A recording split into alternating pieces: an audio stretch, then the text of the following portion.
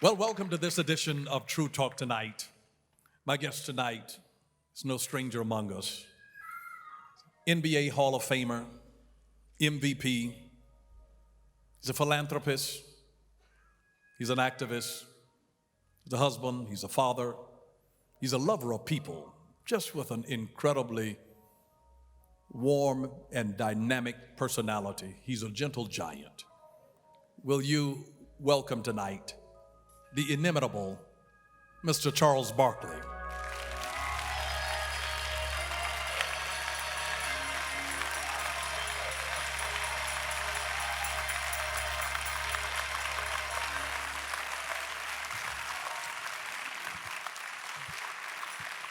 So glad you're here with us. We're going to have fun. We're going to have fun tonight. I'm looking forward to tonight. I'm glad to be here. Thank you for inviting me. This is pretty cool. Thank you. Thank you for coming. Wow. And did you ever imagine when you were a little boy that you would be where you are today, blessed the way that you are? Just tell us about God's blessings on your life over the years. It's amazing. I grew up in Alabama, a small town in the projects. Anybody here from Alabama? Yeah. Alabama's in the house. Grew up in the projects. My mom was a maid. Two brothers. Actually, I had an older brother who passed away. Two of my brothers have passed away, so now just me and one left. My mother passed away a couple years ago, but she was a maid. My grandmother, who's probably the most important person in my life, worked in a meat factory. And, there's every now and then, I'll sit back and say, wow, because I've exceeded all my expectations several times. I can't believe it sometimes. Like I'll be somewhere, like there's a great picture at my house. President Obama invited me to the White House. And somebody took a picture of me and him standing in the Oval Office. I didn't even know they took the picture. And I started getting texts from my friends. They're like, dude, you're in the Oval Office? And I'm like, yeah. And my homeboys are so cool. They're like, dude, that means so much to us because we ain't never gonna get in the Oval Office, especially now. I'm probably not gonna get back in there either now. But it's been I'm 55 now.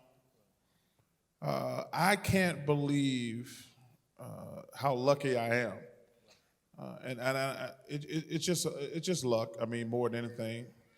But it's been amazing, and now I'm on the second part. I'm trying to make it to 60, because I'm not working past 60. I've drawn a line in the sand. I'm working to 60. Got a lot of good things going on, and then I'm gonna just chill and fish and play golf every day. Okay. Oh, listen, most of my friends know, like I'm on vacation until October. I play golf and fish every day, and I love it. I'm really good at doing nothing. Everybody's not good at doing nothing, but I'm great at it. Yeah. I love it. Now, you got some of your work ethics and values put in you by your grandmother. You said that you're lucky. What you call luck, we call blessed. Yeah. My grandmother. Yeah, tell us about My it. grandmother's the greatest person ever happened to me. Tell us when you stole some beer. Oh, yeah. So I see one of my relatives down here. He knows my grandmother, to make ends meet, my grandmother was a bootlegger. So every weekend. She had her own distillery. Yeah.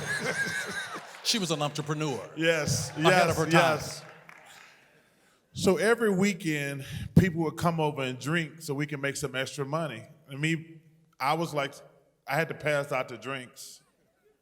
Bartender. Yeah. But we didn't know any better. She had these big old jugs, and you pay for a shot, and we'd walk it out. But from Friday night until Sunday night, about 6 o'clock, there was probably between 10 and 30 people at our house every weekend just to make ends meet. My grandmother was a but the thing that was funny, she always walked, 'cause when you get all those guys together, There's always going to be a fight. So my grandmother would walk around with a 6-shooter, like she was Annie Oakley. At the time, I thought that was normal. I didn't realize it until later she was crazy. But I was telling the boss here, one night I stole a 6-pack. My friends talked me into stealing a 6-pack. And I hid them in my belt. And I got about 5 to 10 yards away from my house. And she said, Charles, come back here. And I said, oh, Lord, I'm in trouble. So I pushed those beers down my pants leg. And it was like the Lord said, everything in the world, shut up. There was not a bee buzzing. And all you could hear was cans rolling down the pavement. It was so crazy. And it was like, it's like nothing existed except those 6 beer cans rolling down the pavement. And my grandmother, this is how cool this lady was. She said, listen, she said, come back here. She said, I'm not going to embarrass you in front of your friends, but I'm going to kill you when you get back home. And let me tell you something, even to this day, those are the best 2 beers I've ever had. There was about 3 or 4 of us. I had 2 of them. Those are the 2 best beers I've ever had in my life. But my grandmother, man, she was amazing. She worked so hard. To cut that meat up all day and have all these crazy people, because it was a fight every weekend. Wow. It was a fight every weekend. But she was just an amazing lady. I'm so blessed. The best thing about it, she talked to me about civil rights. She talked to me about human rights. Like, she would always talk about this dude, Nelson Mandela. I'm like, who is Mandela? She's like, who's this? Like, then she talked about Dr. Martin Luther King. She talked about Medgar Evers. She talked about, then Ali came on, and then the world stopped. Whatever Ali was doing, you need to watch this man right here. But she was so cognizant of history because, like I say, one of the reasons Birmingham, Montgomery, Selma, Atlanta, Dr. King got killed in Memphis, so I guess obviously that's really important. But those 4 cities I mentioned first, those are 4 of the most significant places in the civil rights movement. I mean, when you think about Alabama, the first thing you think about is Birmingham with a church bombing. You think about Montgomery, the boycott. You think about Selma and things like that. I mean, and then obviously Atlanta.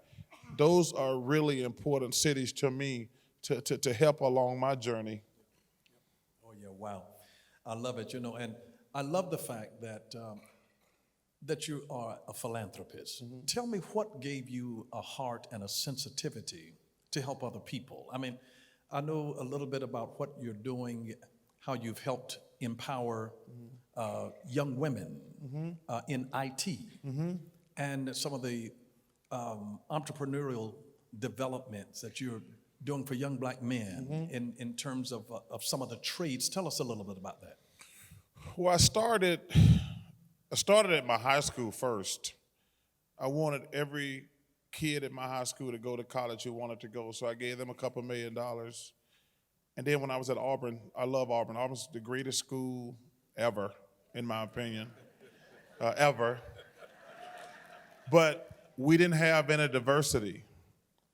So I started a professorship down there to get more black professors, but also I gave them a couple $1 million to recruit black students. Those were my first 2 things. I actually announced that when I retired. So then I'm saying, okay, what can I do next? So I says, okay, what about these historically black colleges? I says, okay. I was working with Sam Jackson and Spike Lee on a couple commercials.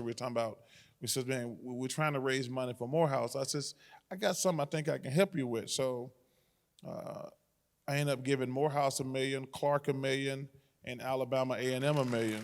Wow. Yeah. I'm a Morehouse man. My son's a Morehouse man. Wow. Thank you. Morehouse, man, they've been amazing. Been amazing. But the thing you're talking about now is I just gave black women in Alabama $1 million to do IT startups because that's where the world is going. Yes. Now, here's my problem we've been talking about. So I gave young black men $1 million to learn to be carpenters, plumbers, and electricians. Yeah, but unfortunately, a lot of them think they're too good to be digging in somebody's toilet. It's been very frustrating telling these kids, listen, I'm not a hater. I wish everybody could play in the NBA. It's a great life. I wish everybody could be a rapper or whatever, make a gazillion dollars. But most people got to actually get like real jobs. Yeah. Like real jobs. Yes. So, when my mom died a couple years ago, and I had built that house for her when I went to the NBA. So that was 1984. So it's an older house. So I want to keep it in the family. So I'm calling around to all my friends. I said, like, hey, dude, do you know any black carpenters, electricians, plumbers, and who can do this? They're like, dude, these young kids, man, they don't want to do that stuff. Wow. And it was very frustrating. So that gave me this incentive that we're working on right now because I tell these kids, man, being a plumber, a carpenter, electrician, those are great professions. Yep. Those people, Absolutely. you can work your behind off. Yeah, absolutely. Yeah. Absolutely. And I'm so glad for them to hear a person who's grown up and done extremely well in professional sports because so few people will make it there. I mean, that's not you can set as an ambition, I want to become an attorney. I want to be a CPA. I want to be a school teacher. You can set that, but you can't say, I want to be an NBA star, NFL star, NBA star. Yeah, but that's one of the problems in the black community. They have brainwashed us to think we can only be rappers and entertainers and things like that. Yes. Like, I remember when I made the controversial role model commercial. So I was going around speaking at schools, and I noticed something. Because, when you play pro sports, you do a lot of speaking at different schools. So I said, okay, I'm asking my boys when we go speak, I said, okay, take a scientific little poll here, keep it in your mind. So when I would go to a predominantly black school, I would say, well, how many of y'all want to play sports for a living? It was pretty much 95% every time. Wow. Every time. So then when I would go to a predominantly white school, I said, it was only like 10 to 15%. I said, what do you want to do? Well, I want to be a doctor. I want to be a lawyer. I want to be an engineer. I'm like, ooh, man. And so I went to Nike. I said, hey, there's this thing developing. And this was, I think, 89 when I first made that commercial. And they're like, are you crazy? They said, are you crazy? You can't make that commercial. You're going to get so much heat. I said, I'm a big boy. I said, listen, I've been playing for the 76ers for 5 years. Nothing's going to hurt my feelings. Hey, I told people, I thought Charles Barkley, you suck was my name for a long time. I mean, they don't mess around in Philadelphia. But I went to Nike. They says, if you can handle the heat, we'll make the commercial.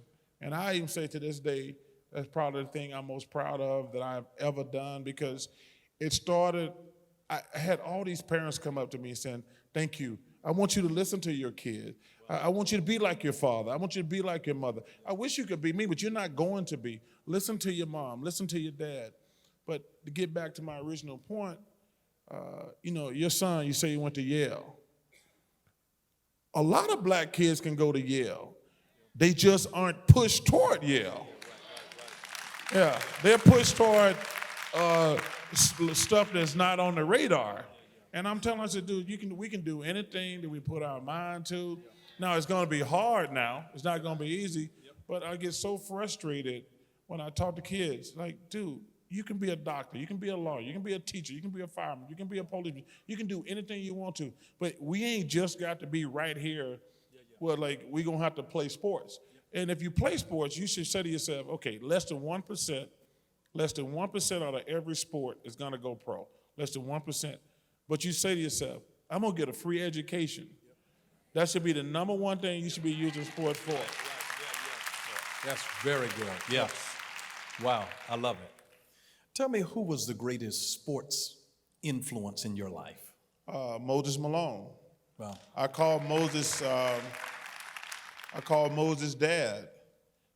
One of the most bittersweet things in my life was I got to his family. Like this dude's probably saved me, but I got to do his eulogy at his funeral a couple years ago. It was really heartfelt but bittersweet losing him. But I went to Moses like a month or two into my NBA career, and I said, Moses, I'm not getting to play. And he says, well, you're not getting to play because you're fat and lazy. And I said, what do you mean?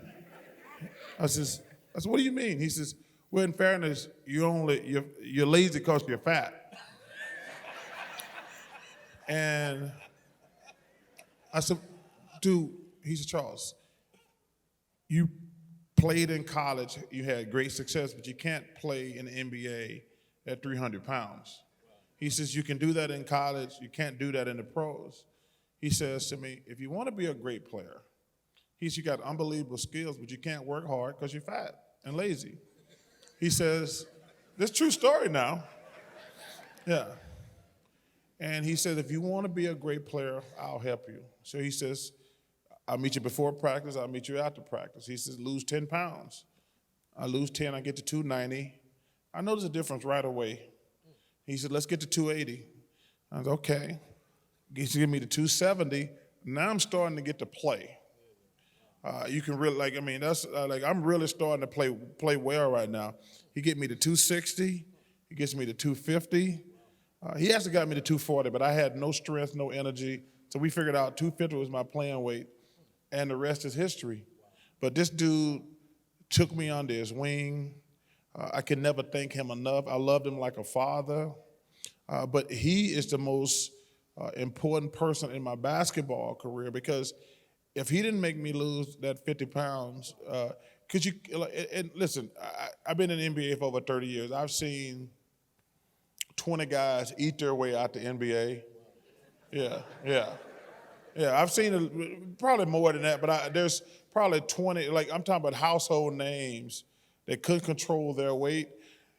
I told him, man, once I start my first paycheck, I ain't gonna never eat again. But Moses is the most important figure from a basketball standpoint, but I learned a lot from Dr. J, Andrew Toney, Maurice Cheeks, Bobby Jones. Because it wasn't like the NBA is today. The NBA when you playing with a bunch of teeny boppers.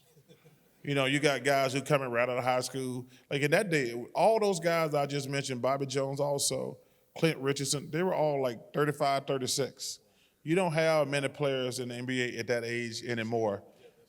They taught me they taught me just about life. Yes.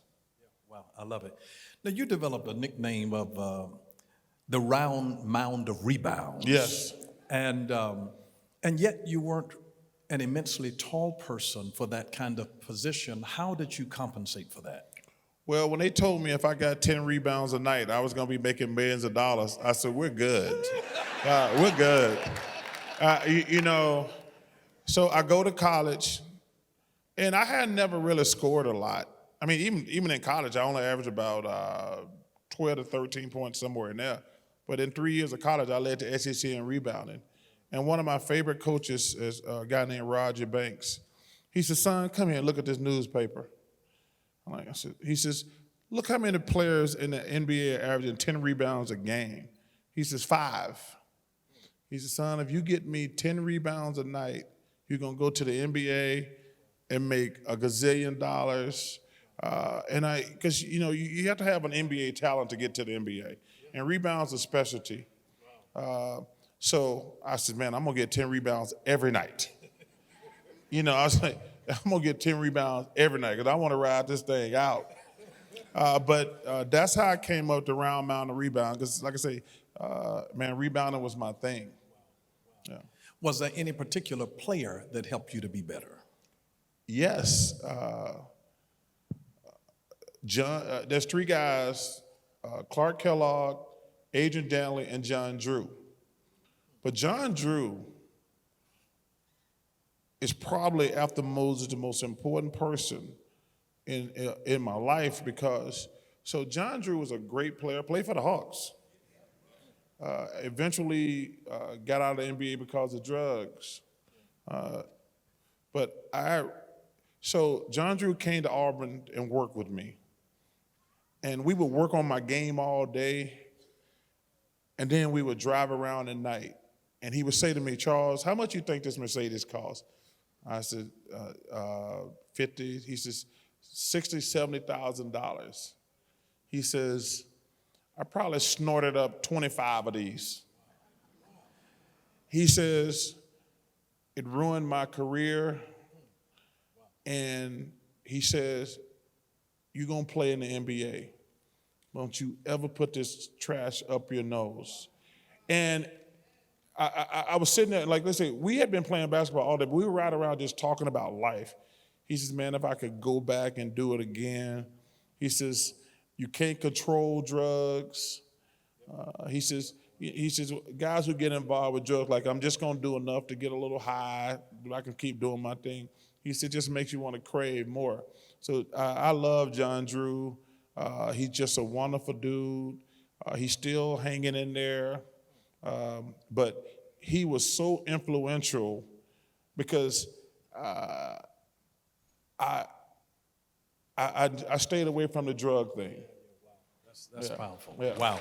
It's amazing. Wow. Tell us, how has the game of basketball changed since you played? Well, they make a lot more money, a lot more. The players are more athletic. They're not smarter because they don't learn how to play in college anymore. Because you learn how to play in college. So that's the biggest difference. They're so young now. Like me and Michael Jordan stayed in college for 3 years. Patrick Ewing stayed in college, I think, for 4 years. Tim Duncan stayed in college for 4 years. I think Magic stayed for 2. Bird stayed for 4. Kareem stayed for 4. I mean, all the great players in our day and guys older than me, we stayed in college the entire time. Or what normally we used to say, you leave after your junior year. That was like an unspoken word. But that's the biggest difference, the young guys and how much money they make. And I wonder if they really want to be great players. Like, and they're, first of all, that's not everybody now. I mean, LeBron's amazing. But some of these guys, I wonder if they worry. I've said this before. I think LeBron James, what he's accomplished as an first of all, you guys got short memories. Kobe Bryant wasn't very good when he first came to the NBA. Neither was Kevin Garnett. But LeBron James is the only player in my 30-some years in the NBA, when he came from high school, he was ready. And I've said this, for an 18-year-old kid to come to the NBA and be a hell of a player, but also has never gotten in a stitch of trouble, is one of the most amazing things. One of the most amazing things that I've ever seen. Because now, when I'm out now, my security guy, like, they're filming you from another table. Yeah, they're like, I could be standing across the room, and there's people there, they videoing me. He says, like, well, I have done stupid stuff, don't get me wrong. But he said, you have to always assume when you're in public that the camera's on you. And that's an unfortunate part of life. Like, you can't go out and just have fun like you want to and be crazy like you did in my day. Like today, these kids, man, there's so much scrutiny on them. Yeah. And, and it's so interesting because you asked me that question, because I was, Coach Saban at Alabama asked me to speak to his team before the season started. And I was honored, number one, because I think Nick Saban's the greatest college football coach ever. Wow. But I was talking to those young kids. I said, man, y'all lives are so different than mine. I says, first of all, y'all are 18 years old, and it was right before Charlottesville, after Charlottesville, excuse me. I says, I don't want to ask no 18-year-old kid about Charlottesville. I don't want to ask no 18-year-old kid about kneeling. I don't want to be answering critics on the internet because I might say something or do something.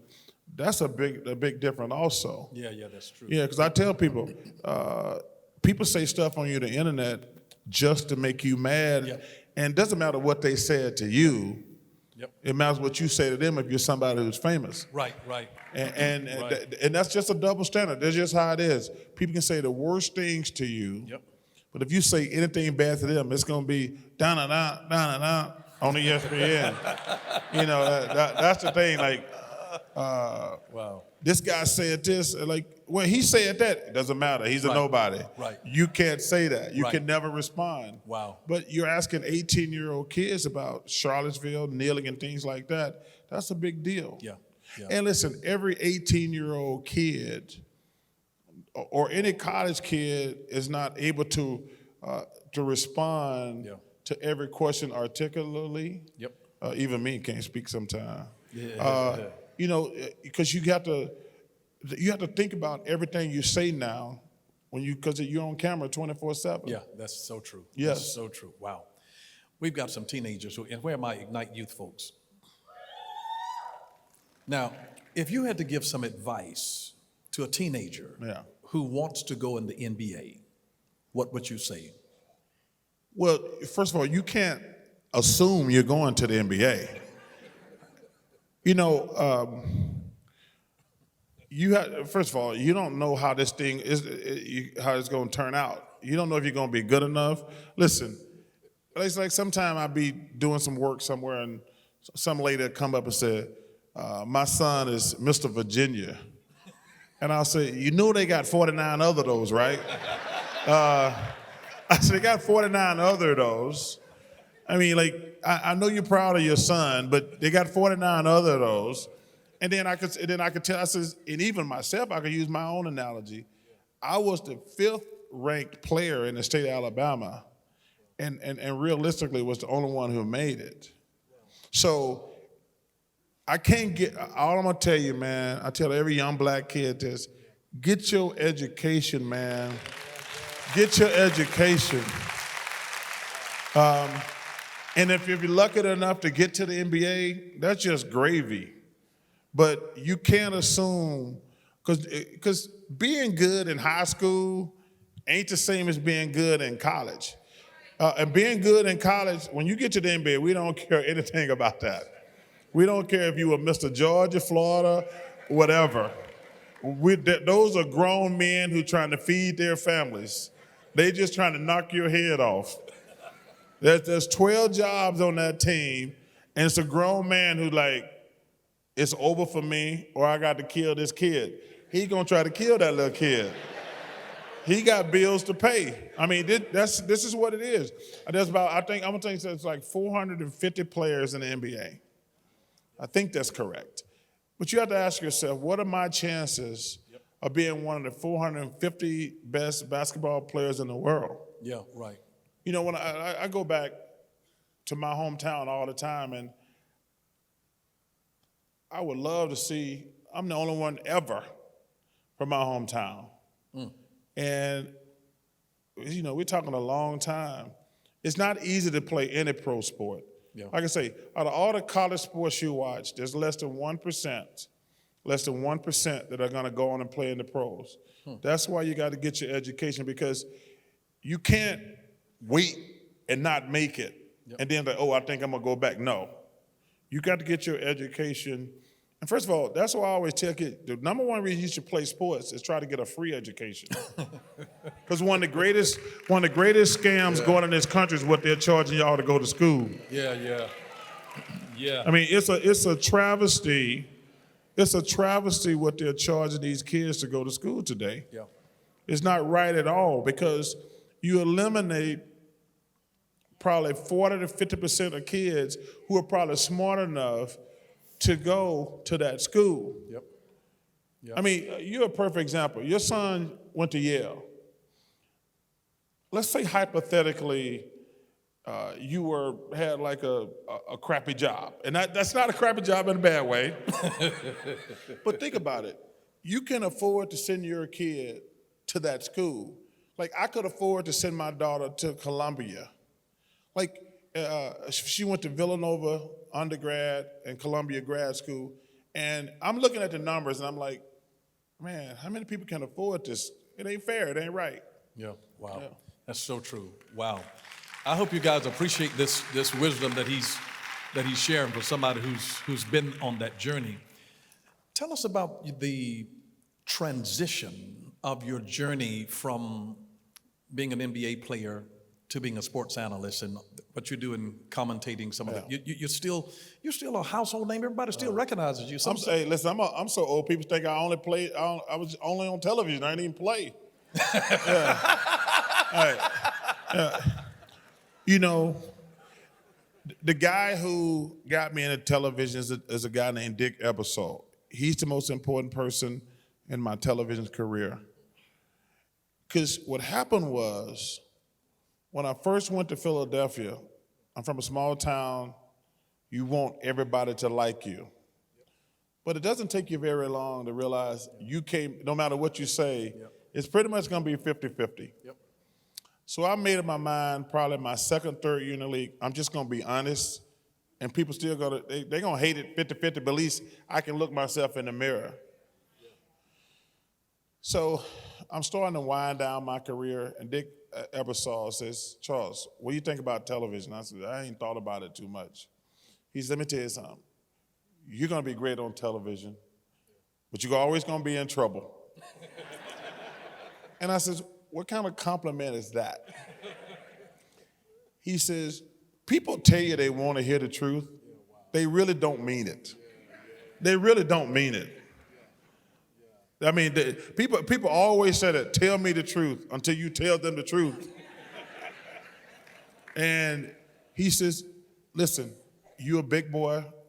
You've been through all the stuff. He said, you're going to be great. Because certain people want to hear the truth, but the people you don't say what you want them to hear, they're going to be mad. They're going to be angry. But I'm going to tell you something. And that was really cool for him to offer me the job. And man, but I tell you what, it's frustrating at times. Yeah. Because people think you care who wins. Yeah. I don't care who wins at all. I don't care who wins at all. I hate criticizing players. Yeah, yeah.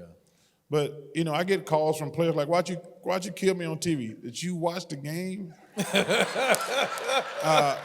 Like no player wants to hear he was awful. Yeah. I mean, and so that's the hardest part of my job. Wow. Now tell me, what freed you to just be honest and just tell the truth? I mean, was it one of your relatives? I mean, what? No, it was so frustrating for me. So I tell you exactly what happened one night. I was we're in Philly. We didn't have a good team. So I was watching Darren Dalton, who just passed away, rest in peace. He was talking about his Phillies teammate. They stunk up the joint too. He says, guys, he's talking to reporters. He says, guys, we got to do better. We got to play harder. We got to play smarter. We're not very good, but we got to keep battling. So I actually kind of plagiarized and repeated the exact same thing he said. When I woke up the next day, the headline, Barkley badmouths teammates. I said, and they were telling me, because I heard the reporter said, that guy's a great leader. He's the guy we want to lead. So I just repeated what he said because I want to be the exact same thing. They said Barkley badmouths his teammates. So, but I'm no different than anybody in this room. If you get a platform, people gonna agree and disagree. And I just got a bigger platform, but man, my advice to anybody in here, you have to be able to look yourself in the mirror. You can't answer questions trying to make everybody like you. Because first of all, they're not going to. It took me a while to get to the point, like, because actually what really helped me out more than anything, even to this day when people say, I might not agree with you, but I think that you're really honest and don't have a hidden agenda. Because You know, I'm in the media business. I play golf with these fools on radio all the time. And they'll say, I'm going to say this today. I says, you don't believe that, do you? He's like, no. But these fools going to call in to argue with me for 4 hours. And I always tell my friends in the public, you're kind of in a chess game that don't even know you're in a chess game. Their job, when you're watching TV and radio, their job is just to jab you, to have you argue with them or agree with them. You're just like pawns in a game and don't even know it. So I feel good telling the truth. Like I say, it gets me in trouble at times. But you know what? One of my favorite sayings, we agree to disagree. Yes. Yeah. I love it. Now, you never won a championship ring. Yes. You have any regrets over that? I regret it for Philadelphia and Phoenix. I wasn't any good in Houston. I had 2 good years and 2 awful years, but I wanted to win for the fans. Yeah. I really did. Yeah. I love playing in Philadelphia. It's a great city. I just saw their Super Bowl they just won, the joy they brought to those people. Phoenix, I love Phoenix. That's my home. I felt bad for those people. Now, there's my critics who say I didn't win champion. I don't look at my whole life dictated by basketball. I always laugh when I hear that. Like, okay, I didn't win a championship, but you think that I'm saying, you think that defines me who I am? Dude, I play basketball. Basketball don't play me. I'm using basketball. Yeah. Hey, and I'm still doing it to this day. I says, hey, listen, we didn't win. I wasn't out there by myself. But I really felt bad that I couldn't win it for the Philadelphia fans and for the Phoenix fans. And they treated me fantastic in Houston. But they had won a couple championships, but I wanted it really bad for Phoenix and Philadelphia. Wow. Now, if you were playing poorly, did any of your relatives, what did they have to say to you after the game? My grandmother was crazy. My grandmother called me after every game like she was Pat Riley. My grandmother and mother went to every high school game I played and pretty much every college game at home. Wow. But my grandmother, you know, when you're walking around with a 6-shooter, you're in control. Medea, that was Medea. Yeah. And my favorite grandmother expression is, oh Lord. Boy, you embarrassing this damn family. How you get 6 rebounds in a game? You embarrassing this family. I've heard that hundreds of times. I mean, I tell the worst thing I ever did, I tell people, I bought her back in the old days, those big old satellite dish. So then she got to watch every game. And like I say, I was struggling early. Yeah. But I'm telling you, she would call me after every game and critique it. Wow. And then if I had a bad game, she said, boy, you embarrassing this damn family. I mean, I laughed and loved it, and it was painful. It was all these emotions. First of all, you already feel bad. You already feel bad that you played bad. And then she throws gasoline on the fire. But she was so critical. But you know what? She's amazing. God rest her soul. Wow. Yeah. You have this amazing personality where it's almost like you don't meet a stranger. I mean, you know, and I've seen you interacting with people. You're almost like a politician sometimes. But no, man, I'm just so. I'm just so like. I'm so lucky. If somebody take the time to come up to me, I ain't gonna be rude to them. Yeah. Yep. Is it a pain sometime? Yes, it is. Yes, it is. Because sometimes you're trying to eat. Yep. Sometimes you just want to chill. Yep. Like I tell people, when I go to the supermarket, people want to talk. Yeah, right. When you go to the dry cleaner, people want to talk. Yeah, yep. But if somebody takes time to come up to me, I'm gonna be cordial to them. Yep. Yeah. Because I take it, first of all, I think that goes with the job. It does. Like I tell these guys, like these young guys today, we'll be sitting around talking, like, man, how do you deal with this stuff? I said, dude, you make $37 million a year. If you want peace and quiet, I can get you a good job. And that's the way I tell them sometimes. Then they look at me like, you're right. Yeah. I interrupt my dinner. I says, dude, if you want to be a normal working guy, making no money, and get peace and quiet, we got plenty of those jobs. Yeah. But they're not paying you $27, $30, $40 million just to play basketball. Yeah. There's a lot of stuff. They go talking to the press as part of that. Yep. I mean, Dr. J, who's probably the best at the time, he says, they're not paying you all that money just to play basketball. Yeah. I mean, Nike, I'm a Nike guy. Nike like, hey, you be nice to these people. These people gonna buy your shoes. I mean, that all goes with it. We're not paying you just to pay you. We want to make some money back. Yep. Wow. Yeah, that's brilliant.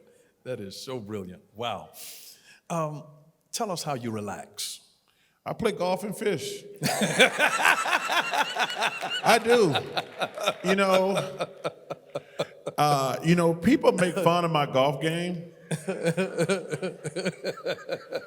But you know what they making fun for? What's that? They making fun from work. Hey, I'm out there doing nothing. People always making fun of my game. But but they making fun of it from work. I'm out there. It's so beautiful. Those big old trees. You got 3 of your boys with you. We smoking stogies. We're drinking some beer. And we're having a blast. And then my grandmother, this lady is so amazing. I didn't even think about this when I was talking about her. We were so struggling. Yeah. She went fishing probably 3 to 5 days a week to supplement our eating. So it wasn't just a hobby for her? No, that's a good question. But like, when you're poor like that, like, we don't have any money. I mean, like I say. So she went fishing, and then I started going with her when I became a teenager, and I still love it to this day. Wow. But man, I've had enough fried catfish and brim. That's some good eating. Yeah. I mean, when you see flopping around on that flour, some good stuff finna happen. Yeah. Yeah. Now, we've got some young folks here. Now, you grew up in Leeds, Alabama, is that correct? Yes. Now, tell us about what life was like there, because they have no clue. These are folks that have grown up on the internet. I saw an interesting thing the other day. It was very true. It was talking about somebody died, and they were talking about they were born. They were relatively young, and they were talking about, like, every kid in here think there's always been an internet. Right. Yeah. Right. Like, every kid a certain age think there's always been an internet. Yep. Or everybody had a small phone. Yep. They wasn't like us walking around with that big old brick. But y'all need to take advantage of that. I was blessed to be born in a small town because I had a brother who passed away from drugs and things like that. So I'm very sympathetic to this opioid thing. My brother died at 42. Wow. So I'm very sensitive to any type of drug conversation because it's not a matter of if, it's just a matter of when. You're going to lose that battle. Yep. And you're going to lose that battle. He got in it once I got to the NBA, and we were never able. I put him in a gazillion rehabs, but he had. I give him credit. He turned his life around at the end, but he did so much damage to his body. Yeah. So that would be one thing. I talk a lot about education. But man, I'm gonna tell you something. That drug thing, it ain't a matter of if, it's just a matter of when. It's gonna get you. You look at Michael Jackson, you look at Prince, you look at Philip Seymour Hoffman, like, because Michael Jackson and Prince are two of my favorite people. I didn't know Philip Seymour Hoffman, but like, it just takes, it's just gonna happen at some point if you keep flirting with it. You can't control it. You cannot control it. It's just a matter of when.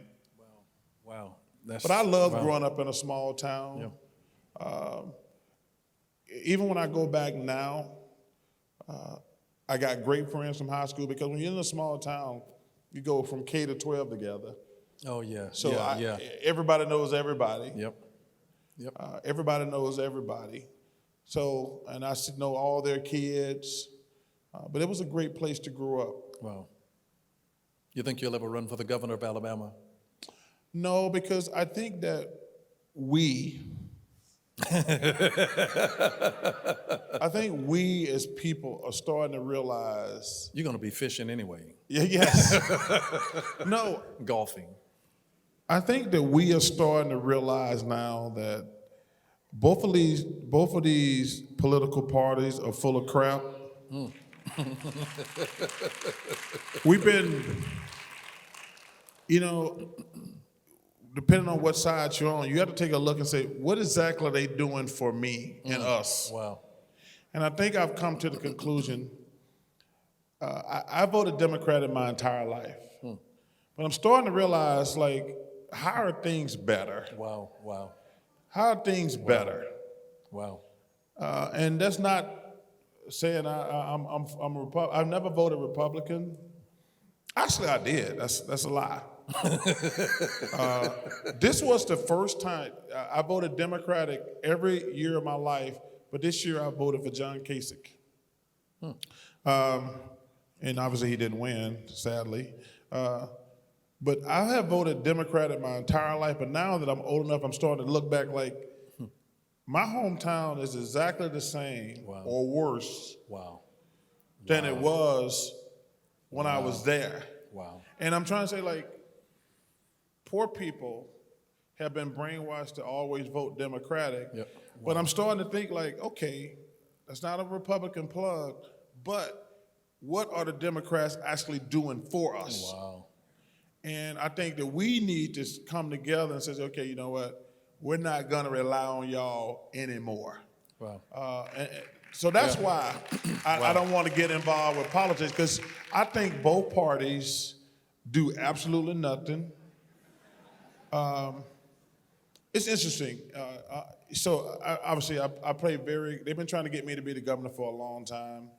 First of all, I saw how much he make. That's not going to get it cut it right there. Yeah, that's not going to cut it. That's not going to cut it. Yeah, I can't survive on that. That was like 4 blackjack hands. No, I can't survive on what the governor makes. But I've been watching the news, and they're talking about the Supreme Court justice, and their only concern was Roe versus Wade. Wow. And I said, like, wait a minute. In 2018, we still talking about Roe v. Wade? Wow. What about the public school system? We have the worst public school system in the country. Crime is at an all-time high. Poor people don't have economic opportunity. Wow. Yep. Those things that I talk to the groups, I'm saying, how can I get you economic opportunity? How can I get you in a safe neighborhood? And how can I get your kids? Because, like I say, we're in the IT world. Yep. We're in the IT world. Yep. And our kids are in a typewriter school system. Yeah, wow. Wow. Our kids are in a typewriter school system, and the world is in an IT system. And, we talked about it privately in the back, because I tell him, I says, and this ain't something I'm just saying now, I said it before, I says, if people talk about race all the time, I said, okay, racism exists, always has, always will. But let's talk about economic racism, because somebody calling your name just means they're ignorant. They don't know any better. But America, the greatest country in the world, what we're doing to these poor people, not giving them economic opportunity, putting them in crappy schools and things like that, that's what we need to address. Yeah. Listen, somebody calling me a name, I'm just gonna laugh. Look at this ignorant fool right here. I'm just gonna laugh. But when you don't give people the tools to make their lives better, that's the problem. And that's the thing that I talk about more than anything. I said, hey, I'm not gonna waste my time calling you names, you calling me names. How can I make the situation better? That's all I talk about. Yeah, wow. And wow. I want to commend you for putting your money where your mouth is and millions of dollars to help them in education and then empowering them in IT and practical trades where they can actually, and I hope that your example in terms of even doing that will inspire others who are in influential positions in society and that we can have a revolution. Well, I think it's, number one, thank you. I think it's so important when you're successful, not to be successful by yourself. Yeah, wow, that's so good. That's so good, I always tell people, your house can only be so big, you're gonna have so many cars, and you can only have one. I only got one car. It's so funny when I go talk to these kids, they wanna know, that's the first thing, what kind of car you got? I said, well, I just got a truck. Like, why don't you have a bunch of cars? Because I can only drive one. I remember going back early in my career with Dr. J and Moses, those guys. I actually had like 4 cars. And they sit me down and says, you're such a damn idiot. And I says, why? What did I do? They're like, you got 4 cars. And I says, yeah. They're like, well, how many can you drive at the same time? I said, what do you mean? He said, how many can you drive at the same time? I said, 1. He says, so you got $300,000 over there that's doing nothing.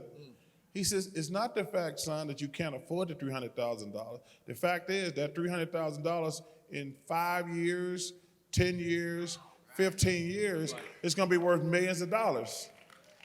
And I was like, oh, I never thought about that like that. And that's what I tell these young guys today.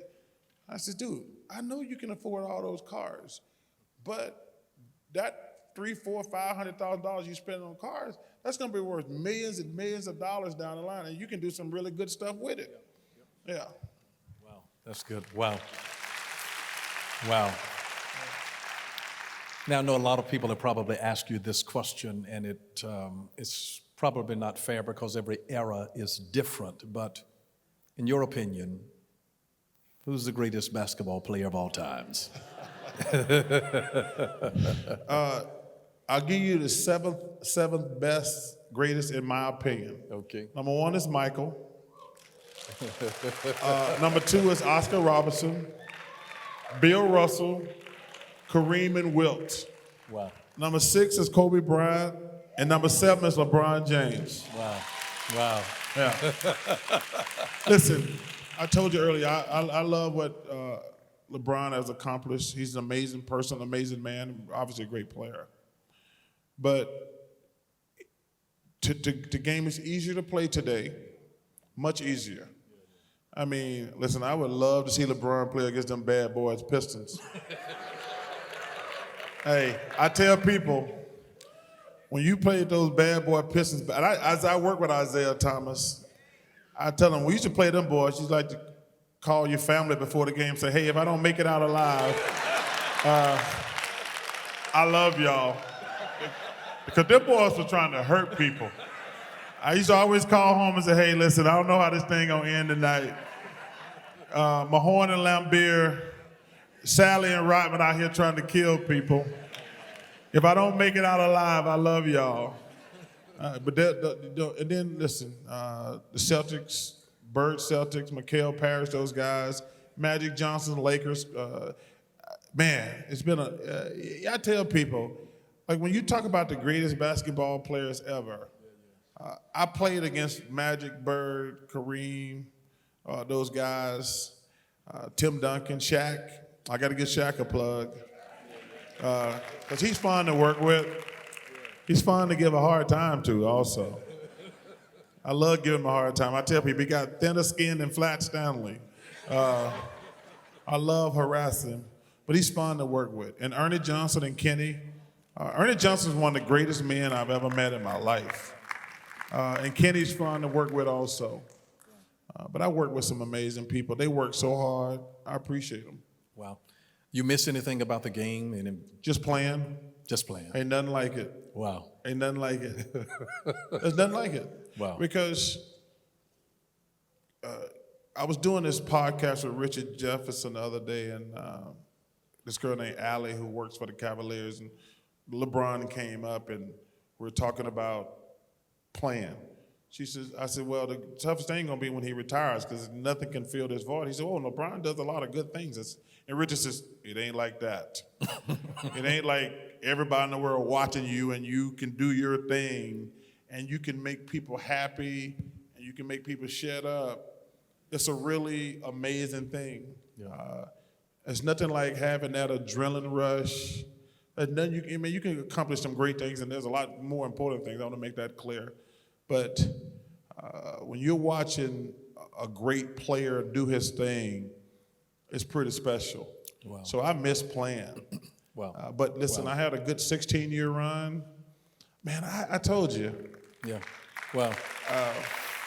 In my quiet, I don't get a lot of quiet, number one, but in my quiet time, sometimes I was like, man, little kid from Leeds, Alabama, what, sometimes you're just like, wow. Wow. It's pretty special. Even like tonight. Yeah. I mean, I'm so honored to be with you because you're the reason. Because, people ask me to do a lot of stuff, and I have no problem telling them no. But when you invited me, I said, of course, right away. We flew on a plane together recently. And I didn't want to bother him. And it was kind of one of those things. He didn't want to bother me. And we just kind of sit there. They're like, hey, I think we should bother each other. We can't fly 2.5 hours and not say anything to each other. And we had a really nice conversation. I said, hey, listen, here's my numbers. We swapped numbers. And he sends me a nice text. I said, anytime, just let me know. So I'm really honored to be here with everybody here tonight. Yeah. He's a man of his word. He's a man of his word, and I'm so grateful. Thank you for using the platform of what you did in the world of sports. Yeah. A platform, a stage is for performance, but a platform is for influence.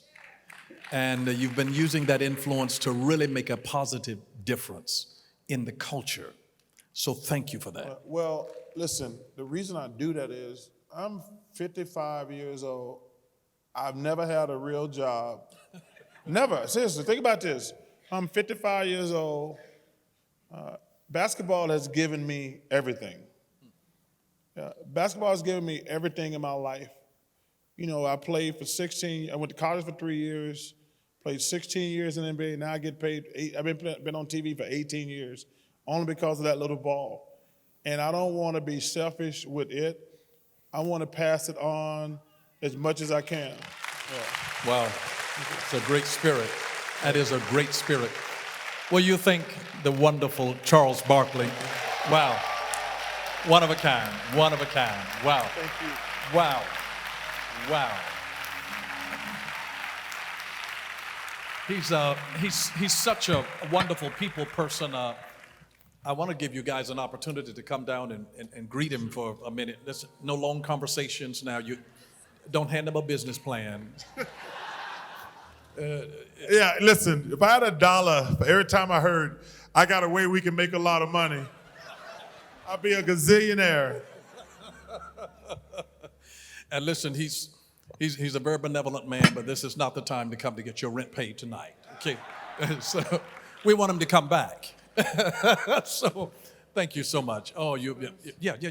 He's coming on down now. He's going to come on down now. Now, we are going to have some security folks here with him so that you guys, But thank you all so much for being here tonight and just listening to our conversation with the one and only Mr. Charles Barkley. What a gift. a great, great personality, and he's got a wealth of wisdom on the inside. He's got a wealth of wisdom, and he's making a difference in a very, very positive way. So thank you so much for being here. I trust that it has been meaningful to you.